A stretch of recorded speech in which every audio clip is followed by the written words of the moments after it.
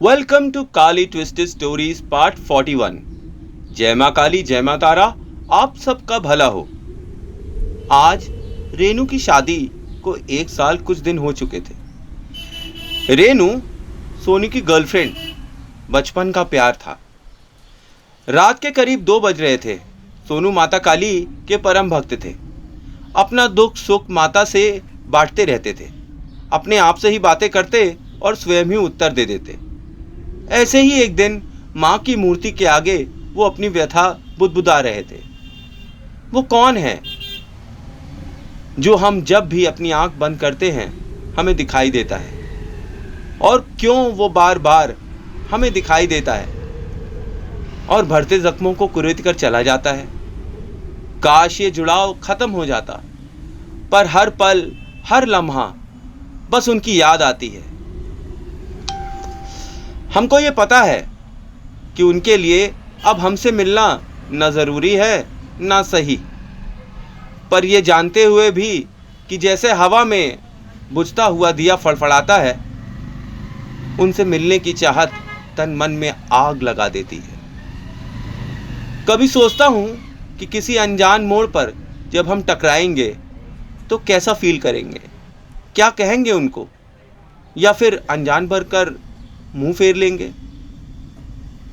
एक दिन हम किसी के साथ और वो किसी के साथ होंगे।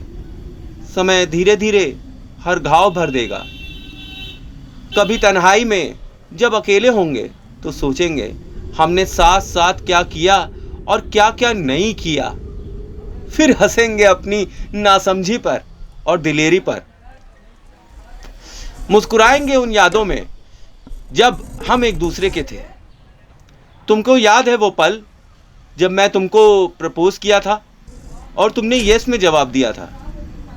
सिकंदर तो पूरी दुनिया नहीं जीत पाया, पर मैं ज़रूर जीत गया था पूरी दुनिया। आखिर मेरी दुनिया तुम ही भी तो थी। और कौन था ही मेरा और कौन है ही मेरा। बस आज जो हमको निकम्मा कहते हैं, उन्हें मालूम ही नहीं एक समय था हम किसी के लिए बड़े बेशकीमती थे। जिसने कीमत लगाई वे उसी ने ही वैसे ही कीमत घटा दी। अब जो तुम चली गई हो तो ऐसा नहीं कि कोई सनम हमें भी ना मिलेगा, पर हर बार इस नए सनम की बाहों में होने पर एक गिल्ट सा फील होता है। कहीं तुमको पता चल गया तो तुम क्या सोचोगी, क्या समझोगी, क्या कहोगी। फिर रात ढलती है और ना जाने कब सुबह हो जाती है। लगता है बस तुम यहीं तो थी। मुझे याद है तुमने कहा था मैं सारी जिंदगी इसी तरह रहूंगी तुम्हारे साथ। अभी एक जिंदगी ही तो बाकी है।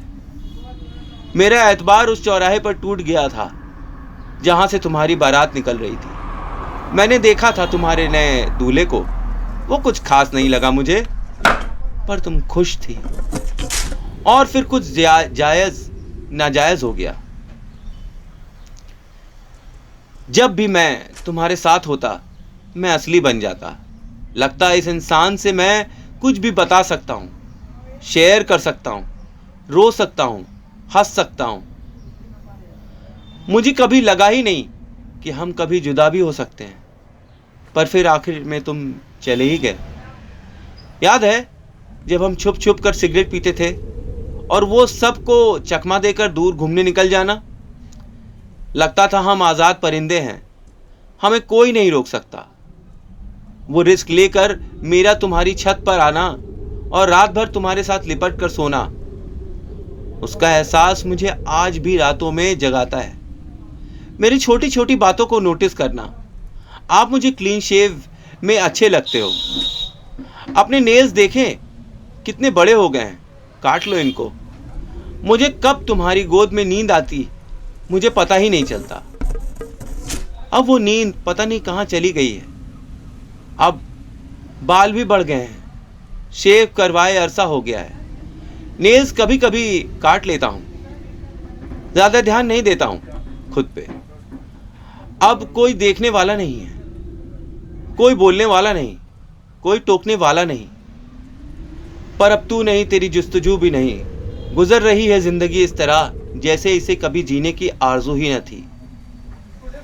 आवाज आई, मैं हूं ना बेटा, तेरी बड़ी माँ, मैं रहूंगी हमेशा तेरे साथ। माँ काली की मूर्ति से आंसू गिर रहे थे और आंसू और सोनू भाई भी बच्चों की तरह माँ से लिपट कर रो रहे थे। तो कैसी लगी कहानी? आई होप अच्छी लगी कहानी। Thanks for watching. जय माँ काली, जय माँ तारा, आप सबका भला हो।